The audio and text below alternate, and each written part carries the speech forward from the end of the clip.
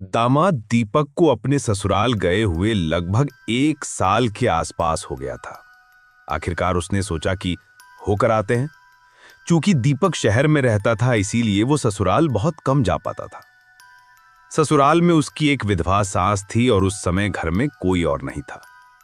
सास सुनीता की उम्र अभी बहुत ज्यादा नहीं थी, लगभग 40 के आसपास रही होगी। ससुराल पहुंचते ही उसकी सास ने उसका बहुत आवभगत किया। सास सुनीता दिखने में बहुत खूबसूरत थी। उसे देखकर ऐसा लगता था कि मानो वो अभी 28-30 साल की हो। उसने स्वयं को इतना सवार रखा था मानो आजकल की युवतियां भी उसकी सुंदरता के समक्ष कुछ भी ना हो। उसके बाद दोस्तों धीरे धीरे करके समय बीतता जाता है और शाम हो जाती है। दीपक घर के लिए वापस आने को तैयार होता है तो उसकी सास कहती है, इतने दिन बाद आए हो, कम से कम एक रात तो रुक जाओ। वो कहता है कि नहीं, बहुत दिन बाद आया हूं, घर परिवार के साथ रह लूं, बच्चों के साथ वक्त बिता लूं। सास कहती है, घर परिवार के पास तो रोज रहोगे, आज मेरे साथ रहो। आज मैं तुम्हारे लिए कुछ स्पेशल करने वाली हूं जिसको देख करके तुम बहुत प्रसन्न हो जाओगे। दीपक को लगा कुछ खाने पीने का इंतजाम होगा। वो बोला कि नहीं, आप परेशान ना हो, व्यर्थ के पैसे मत बहाओ। वो कहती है, बात पैसे की नहीं, तुम बस रुक तो जाओ, मैं कुछ ऐसा करूंगी कि तुम दोबारा जाने का नाम नहीं लोगे। दीपक एक बड़े दुविधा में फंस जाता है कि ऐसी कौन सी व्यवस्था करके रखी है जिसके बाद वो जाने का नाम नहीं लेगा। वो व्यवस्था देखने के लिए रुक जाता है, कहता है चलो ठीक है, आज आपकी व्यवस्था देखते हैं। शाम होती है, दोनों खाना पीना खाते हैं, एक ही कमरे में दोनों सो जाते हैं। टीवी लगी होती है, कुछ देर तो टीवी देखते हैं, लेकिन दीपक के मन में ये बात चल रही होती है कि जो व्यवस्था की बात करी, ऐसी कौन सी व्यवस्था है, ये व्यवस्था मुझे मिलेगी कब। वो यही सब सोच रहा होता है, लेकिन थोड़ी ही देर में उसके साथ कुछ ऐसा होता है दोस्तों, जिसकी कल्पना उसको बिल्कुल नहीं रहती। आइए जानने का प्रयास करते हैं होता क्या है उसके साथ। मैं हूं आपका होस्ट अभिषेक और आप देख रहे हैं ट्रू क्राइम भारत। उससे पहले जो नए दर्शक हैं जिन्होंने चैनल को सब्सक्राइब नहीं किया है, चैनल को सब्सक्राइब कर लीजिए। ये घटना मध्य प्रदेश के ग्वालियर शहर की है। यहीं पर रहने वाली एक महिला थी जिसका नाम सुनीता था। सुनीता की उम्र लगभग 50 वर्ष के आसपास रही होगी, लेकिन वो दिखने में बेहद खूबसूरत थी। उनके पति एक सरकारी नौकरी में थे और रिटायरमेंट के बाद उनका निधन हो चुका था। पति की आधी पेंशन से ही उनका गुजर बसर चलता था। सुनीता की एक बेटी थी जिसका नाम अनामिका था। अनामिका की शादी दीपक नाम के एक लड़के से हुई थी। दीपक प्राइवेट जॉब करता था और वो अपनी पत्नी अनामिका के साथ शहर में रहता था। सब कुछ बहुत अच्छा चल रहा था, लेकिन कहीं न कहीं सुनीता की खूबसूरती और शरीर की बनावट ऐसी थी कि भले ही उम्र लगभग 50 के आसपास हो चुकी थी, पर वो किसी 30-32 साल की महिला जैसी लगती थी। उसे देखकर कोई ये आभास नहीं लगा सकता था कि ये 50 साल की हैं और इनके बच्चे भी हैं। दोस्तों, ईश्वर का दिया हुआ इतना खूबसूरत तोहफा सुनीता के पास था। इतनी खूबसूरती थी उसके पास कि आज भी जो कोई व्यक्ति उसको देखता, वो उसके साथ कुछ पल बिताने की सोचने लगता था। लेकिन उसने कभी ऐसा कुछ किया नहीं था। पर कहते हैं कि इंसान का कब मन बदल जाए, उसके मन में कौन सा ख्याल कब बैठ जाए, इसकी कल्पना किसी को नहीं रहती। कुछ ऐसा ही हुआ सुनीता के साथ। दरअसल सुनीता का जो दामाद दीपक था, वो शहर से गांव वापस आता है और वापस आने के बाद सोचता है कि जाकर अपनी सास से मिल ले। उसे मिले हुए लगभग 1 साल के आसपास हो गया था। चूंकि सारा परिवार शहर में रहता था, तो वो जब गांव आता था तभी अपनी सास से मिलने जाता था, नहीं तो फोन पर हालचाल ले लिया करता था। यूं ही सिलसिला चल रहा था। उसके बाद दोस्तों दीपक अपने ससुराल पहुंच जाता है। उसकी सास सुनीता बहुत प्रसन्न होती है उसको देखकर। वो बहुत खुशी से उसका आवभगत करती है। चाय नाश्ता पानी जो कुछ होता है, जैसा सम्मान किया जाता है, वो सारा सम्मान करती है। काफी देर तक दीपक वहां रहता है। जैसे जैसे शाम ढलने लगती है, दीपक कहता है कि अब मुझे घर जाना है, आज्ञा दीजिए। तो सुनीता कहती है कि बेटा, एक तो इतने दिन बाद आए हो और इतनी जल्दी क्या है, एक दिन मेरे पास ठहर जाओ, बहुत सारी बातें करेंगे।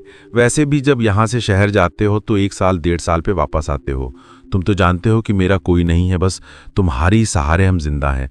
पता नहीं कब आंखें मूंझ जाएं, किसी को भरोसा नहीं। दीपक कहता है कि ठीक है, आता जाता रहूंगा, अभी लगभग 1 महीने के आसपास रहूंगा। घर परिवार भी है, माई बाबूजी हैं, उनका भी देखरेख करना है। सबको एक दूसरे से आशा रहती है। सुनीता कहती है ठीक है, लेकिन रुक जाओ, मैं कह रही हूँ आज तुम्हारे लिए कुछ स्पेशल मैं इंतजाम करूंगी। दीपक कहता है कि पैसे खर्च करने की कोई ज़रूरत नहीं है, जो भी व्यवस्था आपने की बहुत अच्छी व्यवस्था थी, मैं बहुत प्रसन्न हूँ। आप अपने मन में कोई ऐसी ग्लानि मत महसूस करिए कि मुझे कुछ अच्छा नहीं लगा। सुनीता कहती है कि नहीं, आज रुक जाओ, मेरी इच्छा है और मैं तुम्हें इतना रोक रही हूँ, इसके पीछे कुछ ना कुछ बात तो ज़रूर है, तभी मैं तुम्हें इतना रोक रही हूँ। दोस्तों, उस दिन पता नहीं सुनीता को क्या हो गया था। उसके मन में अपने दामाद को लेकर उसके दिमाग में क्या चल रहा था वो तो सिर्फ सुनीता समझ सकती थी। वो बार बार दबाव डालकर और स्पेशल व्यवस्था की बात करके उसे अपनी ओर रिझाने का प्रयास कर रही थी, और धीरे धीरे करके दीपक उसकी बातों में आ जाता है। दीपक सोचता है कि चलो देखता हूं कि इनकी स्पेशल व्यवस्था आज क्या है। बार बार कह रही हैं तो रुक जाता हूं, एक रात में कुछ नहीं होगा। दीपक अपनी पत्नी अनामिका को फोन करता और कहता है कि ऐसा करो कि आज मैं वापस नहीं आऊंगा, आज तुम्हारी माँ जी के साथ ही रहूंगा, वो बार बार रोक रही हैं तो आना ठीक नहीं है। अनामिका जवाब देती है कि ठीक है, कोई बात नहीं, रुक जाओ अगर बार बार कह रही हैं तो।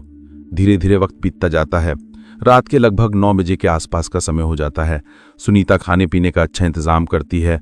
वो बाजार जाती है और कुछ स्पेशल चीज़ें लेकर आती है। वो पनीर वगैरह सब कुछ बनाती है और बनाने के बाद अपने दामाद को खूब अच्छे से खिलाती है।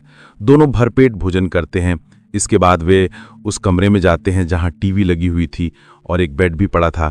सुनीता कहती है कि आ जाओ, आज यहीं सोते हैं और बहुत सारी बातें करेंगे। उसे साथ सोने में कोई परहेज नहीं था। दीपक कहता है ठीक है, जैसी आपकी इच्छा। वो उस बेड पर सो जाता है। थोड़ी देर में सुनीता घर का सारा काम निपटा कर आती है और दीपक के बेड पर लेट जाती है। दोनों कुछ देर तक तो टीवी देखते हैं। उसके बाद वक्त बीतता जाता है। रात के लगभग 12 बजे के आसपास का समय हो जाता है। दीपक को कहीं ना कहीं नींद नहीं आ रही थी। वो सोच रहा था कि यार खाना पीना भी हो गया, सब कुछ हो गया, पर इनकी स्पेशल व्यवस्था समझ में नहीं आई। क्या स्पेशल था? जो कुछ बनाया बस वही स्पेशल था या कुछ और है? अब कुछ और होता तो अब तक हो गया होता। उसे आगे जो कुछ होने वाला था उसका जरा भी आभास नहीं था। तभी सुनीता कहती है चलो काफी रात हो गई है, लाइट बंद कर देते हैं और सो जाते हैं। दीपक कहता है ठीक है। सुनीता उठती है, लाइट बंद कर देती है और कमरे में अंधेरा हो जाता है। इसके बाद ना तो सुनीता को नींद आ रही थी और ना ही दीपक को। दीपक की आंखों में अभी भी स्पेशल व्यवस्था वाले सपने चल रहे थे और सुनीता के मन में ये बातें चल रही थी कि शुरुआत कैसे करें।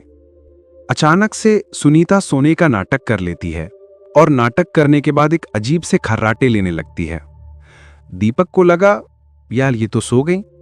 दीपक सोचता है कि चलो जो कुछ हुआ एक रात की बात है। वो मन मारकर वो भी सोने का प्रयास करता है और उसे हल्की सी नींद लगी होती है। तभी सुनीता का हाथ घूमकर दीपक की कमर तक पहुंच जाता है और वो उससे अपनी ओर खींच लेती है। दीपक ने सोचा कि वो नींद में है, इसलिए उनका हाथ मेरे ऊपर आ गया होगा। वो उनका हाथ उठाकर धीरे से पीछे कर देता है। फिर थोड़ी देर बाद सुनीता का हाथ फिर से उसकी कमर पर पहुंच जाता है। वो एक बार फिर उसके हाथ को पीछे कर देता है, लेकिन 3-4 बार ऐसा होता है।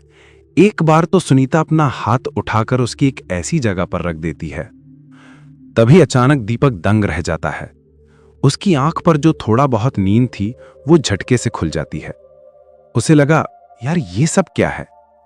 जैसे ही वो उस हाथ को हटाकर बाहर करने का प्रयास करता है, सुनीता अब दूसरे हाथ से उसका हाथ पकड़ लेती है और कहती है अब बस रुक जाओ, मैं काफी देर से देख रही हूं, बार बार हाथ हटा रहे हो। दीपक कहता है कि यह सब गलत है, वो भी आपके साथ। आप और हमारा जो रिश्ता है वो मानो तो एक माँ बेटे का रिश्ता है। इस रिश्ते को शर्मसार मत करिए, जिससे कि अगर समाज में कोई जान जाए तो समाज कलंकित हो जाए। सुनीता कहती है कि ये सब हम बाद में बातें करेंगे इस टॉपिक पर, अभी जो है उसको देखो। दीपक कहता है नहीं। सुनीता ने जोर देकर कहा एक बात बताओ, इस उम्र में मुझे जीवन साथी की जरूरत महसूस होती है और इस उम्र में मैं विधवा हो गई हूं। यदि मैं यही चीज किसी और के साथ करूं और तुम लोगों को इसकी जानकारी हो जाए तो समाज में कितनी बुराई और बेइज्जती होगी। वो उसे समझाने का प्रयास करती है। यदि मैं अपने मन को मार कर बैठी हूं और इस मन को तुम्हारे साथ शेयर करना चाह रही हूं, वो भी तुम घर के हो, तो इसमें बुराई क्या है। दीपक के मन में अभी भी ये बातें खप नहीं रही थी। लेकिन सुनीता उसे बार बार छेड़ रही थी और उसके स्पर्श से कहीं ना कहीं दीपक भी अपने कामोत्तेजना में आ जाता है। सुनीता जब अपना हाथ उस विशेष जगह लगाती है तो देखती है कि दीपक पूरी तरीके से तैयार है। सुनीता दीपक से कहती है, बस एक रात की बात है और ये रात हमारी और तुम्हारी होनी चाहिए। इस रात को यूं ही मत गवाओ, इसीलिए मैंने तुमको रोका था और यही वो स्पेशल व्यवस्था है जिसके बारे में मैंने तुमसे कहा था।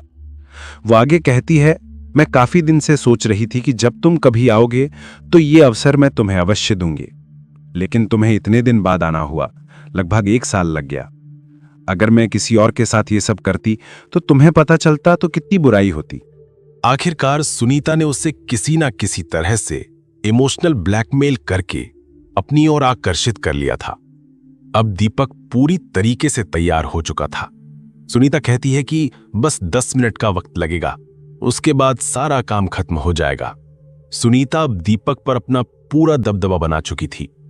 दीपक मना करने के बावजूद अपने पूरे शरीर को ढीला छोड़ देता है और सुनीता पूरी तरीके से उस पर हावी हो जाती है। वे दोनों वो सब कुछ करने लगते हैं जिसकी कल्पना भी कोई नहीं कर सकता। यहीं से सुनीता रिश्तों को शर्मसार करने में कोई कसर नहीं छोड़ती। सुनीता और दीपक के बीच संबंध बनते हैं और ये संबंध 1-2 बार नहीं, उस रात लगभग 3 से 4 बार के आसपास बनता है। सुनीता पूरी तरीके से संतुष्ट हो जाती है। संतुष्ट होने के बाद वो दीपक से कहती है, मेरी लगभग 10 साल के आसपास की जो भूख थी वो आज तुमने शांत की। तुम्हारे ससुर जी को गए हुए 10 साल हो गए। मैं 10 साल से एक विधवा के रूप में जी रही हूं। एक विधवा का जीवन क्या होता है, ये जिसके दिल पर गुजरती है वही केवल महसूस करता है। विधवा ना तो सर उठाकर जी सकती है, ना ही किसी पुरुष की तरफ देख सकती है। सुनीता ने आगे कहा, यदि किसी पुरुष का मेरे घर में किसी काम से भी आना जाना हुआ तो लोग ताने उलाहने मारने लगते हैं। समाज में बहुत सारी बुराई बदनामी होने लगती है। उन सब से मैंने खुद को बचा कर रखा। मैंने कभी किसी के साथ ऐसा नहीं किया, लेकिन पता नहीं क्यों मेरा मन लगभग 1 साल से इन सब चीजों के लिए बहुत मचल रहा था। मैं अपने मन को मार के बैठी थी। मैंने कभी किसी पराये पुरुष की तरफ नहीं देखा। बस यही सोचा था कि कभी इन सब चीजों की जरूरत पूरी करूंगी तो किसी ऐसे व्यक्ति से पूरी करूंगी जो अपना हो और बात अपने तक ही दबी रहे। कहीं ना कहीं सुनीता पूरी तरीके से दीपक पर अपना प्रेम जाल और माया जाल बिछा चुकी थी। दीपक उसकी सारी बातें सुन रहा था, लेकिन मन ही मन अफसोस कर रहा था कि यार ये सब क्या हुआ। साथ ही जो आनंद उसे मिला था और सुनीता का इन सब चीजों का जो अनुभव था, उसने दीपक को खुश करने में कोई कसर नहीं छोड़ी। जब उनके बीच संबंध समाप्त हुए तो दीपक कहता है, मुझे ग्लानि के साथ साथ आपने एक अच्छा अनुभव भी दिया। आपके साथ जो भी पल मैंने बिताया उसमें जो सुख मिला वो वाकई बहुत अच्छा था। इतना सुख तो आपकी बेटी अनामिका नहीं देती है। आप कम से कम उसको कुछ सिखाइए जिससे कि हमारे और उसके बीच के रिश्तों में कुछ और आनंद आए। सुनीता कहती है, देखो मैं एक मां हूं, वो सारी चीजें मैं नहीं सिखा सकती हूं। जैसे जैसे इंसान की जरूरत बढ़ती जाती है वो सारी चीजें अपने आप सीख जाता है। जैसे जैसे अनामिका की उम्र बढ़ेगी और इन सब चीजों का उसे आभास होगा, वो खुद अपने आप सब कुछ अच्छी तरह से करने लगेगी। वो आगे समझाती है, ये ऐसा उम्र का पड़ाव है, इस पड़ाव पर चाहे महिला हो चाहे पुरुष हो, उसको एक जीवन साथी की तलाश अवश्य हो जाती है। उसे लगता है कि एक ऐसा जीवन साथी हो जो उसकी हर जरूरतों को पूरा करे। सुनीता और दीपक के बीच ये अनैतिक संबंध यहीं से शुरू हो जाता है। जब भी दीपक अपनी पत्नी के घर आता था, अपनी सास के पास जरूर जाता था। अब दोनों में फोन पर बात होने लगी थी। जो बात पहले 10-15 मिनट होती थी, अब वो घंटों होने लगी थी, जो कि बात के साथ साथ कुछ और खास बातें भी हुआ करती थीं। पत्नी अनामिका को इस बात का कानो कान खबर नहीं थी कि उसकी मां भी उसके पति के साथ ये गलत काम कर रही है। ये बेखौफ काम चलता रहा, लेकिन कहते हैं कि जो बात अगर कभी होती है तो उसका खुलासा कभी न कभी होना सुनिश्चित है। विशेषकर ये ऐसे काम होते हैं जिनका खुलासा हो ही जाता है। दीपक अपने सास से फोन पर बहुत बातें करता था। दीपक के अंदर एक बहुत बड़ा ऐप था। वो चाहे जिससे फोन पर बात करता था उसकी कॉल रिकॉर्डिंग लगाकर रखता था। जब वो अपनी सास से बात करता था तो उनकी सारी कॉल रिकॉर्ड हो जाती थी। एक दिन दीपक का मोबाइल उसकी पत्नी अनामिका देख रही थी। अचानक से वो कॉल रिकॉर्डिंग उससे मिल जाती है। जो रिकॉर्डिंग वो सुनती है उसे सुनकर उसके रोंगटे खड़े हो जाते हैं। उसमें ऐसा कोई शब्द नहीं था जो ना रहा हो। इतनी भयानक कॉल रिकॉर्डिंग थी जिसे सुनकर अनामिका दंग रह जाती है। वो तुरंत दीपक को बुलाती है। दीपक आता है। तब तक वो नहीं समझ पाता कि आखिर वो इतना गुस्से में क्यों है और उसे क्यों बुला रही है। दीपक पूछता है कि ऐसा मैंने क्या बोल दिया कि तुम गुस्से में हो गई। अनामिका कहती है कि बोला तो कुछ नहीं, लेकिन जो तुमने किया वो सरासर गलत है। दीपक बोला कि ऐसा क्या है। अनामिका रिकॉर्डिंग ऑन करके रख देती है। जैसे ही दीपक अपनी और अपनी सास की आवाज सुनता है वो दंग रह जाता है। उसे लगता है कि हे भगवान, ये आफत कहां से टूट पड़ी। मुझसे तो बहुत बड़ी गलती हो गई। मुझे नहीं पता था कि ये यहां तक पहुंच जाएगी। उसने तो कभी फोन के ऐसे एप्लीकेशन में इसको रखा था कि जहां पहुंचना नामुमकिन था, लेकिन कहते हैं कि आदमी का हाथ कब और किस जगह लग जाए किसी को भरोसा नहीं रहता। दोनों में तुरंत महाभारत शुरू हो जाती है। ये महाभारत ऐसा विकराल रूप ले लेती है कि बात दोनों के बीच अलगाव तक की आ जाती है। इस मामले में जैसे ही दीपक की सास सुनीता का फोन आता है, उसकी बेटी उसे भी खूब बुरा भला कहती है और कहती है कि आपको थोड़ा सा भी शर्म नहीं आई अपने दामाद के साथ ये सब कुछ करने में। अपनी ही बेटी का घर उजाड़ने में लग गई। उसकी मां कहती है कि जो कुछ हुआ मुझसे बहुत बड़ी गलती हो गई, एक बार मुझे माफ कर दो। लेकिन जो अनामिका थी वो काफी तेज तर्रार थी। एक दिन वो फेसबुक पे लाइव आती है और लाइव आने के बाद अपने मां और अपने पति की सारी करतूतें बयां कर देती है। ये वीडियो काफी तेजी से वायरल होती है। इसके बाद ये पूरी घटना एक ऐसा मोड़ ले लेती है कि जिंदगी ऐसी जगह पहुंच जाती है जहां कोई फैसला लेने के लिए समझ नहीं पा रहा था कि क्या करूं। बाद में सुनीता कहती है कि असल में दामाद जी की कोई गलती नहीं, जो भी गलती है मेरी गलती है। उनसे अच्छा कोई नहीं है। मैं ही तुम लोगों से रिश्ता खत्म कर देती हूं। आप लोग हमें बुरा समझ रहे हैं तो कोई बात नहीं, लेकिन दामाद जी बहुत अच्छे हैं। तुमको ऐसा आदमी कहीं नहीं मिलेगा। वो अपनी बेटी को समझाती है, अगर उससे साथ छोड़ दोगी, उसके साथ नहीं रहोगे तो तुम्हें जिंदगी में भटकना ही पड़ेगा, उसके अलावा कुछ हासिल नहीं होगा। सुनीता के बार बार समझाने के बाद जब अनामिका को पूरी तरीके से भरोसा हो जाता है कि इसमें दामाद यानी दीपक की गलती नहीं, गलती सिर्फ उसकी मां की है, तो दोनों किसी न किसी तरीके से साथ रह लेते हैं। लेकिन जो उसने रिकॉर्डिंग सुनी और जो रिश्ते उसने अपनी मां के बारे में जाना, वो बात उसके दिमाग से हट नहीं रही थी। तो दोस्तों, बहुत सारी ऐसी घटनाएं समाज में हो जाती हैं जो समाज को कलंकित करने में कोई कसर नहीं छोड़ती, जैसा कि सुनीता और दीपक ने किया। ये घटना हमें सचेत करती है कि हमें सावधान रहना चाहिए और सजग रहना चाहिए। आज का जो दौर चल रहा है, इस दौर में किसी के ऊपर भी भरोसा करने लायक नहीं कि व्यक्ति का दिमाग कब और कहां डाइवर्ट हो जाए। इसलिए इस कहानी को सुनाने का मकसद किसी की भावनाओं को ठेस पहुंचाना या किसी के दिल को दुखाना नहीं है। इसका एकमात्र उद्देश्य आपको सावधान करना और सजग करना है। अगर आपको ये सच्ची कहानी अच्छी लगी हो तो वीडियो को लाइक करें और ऐसी ही सच्ची कहानी आपसे मिस ना हो, इसके लिए चैनल को सब्सक्राइब करें। मिलते हैं एक नए वीडियो में, तब तक के लिए धन्यवाद।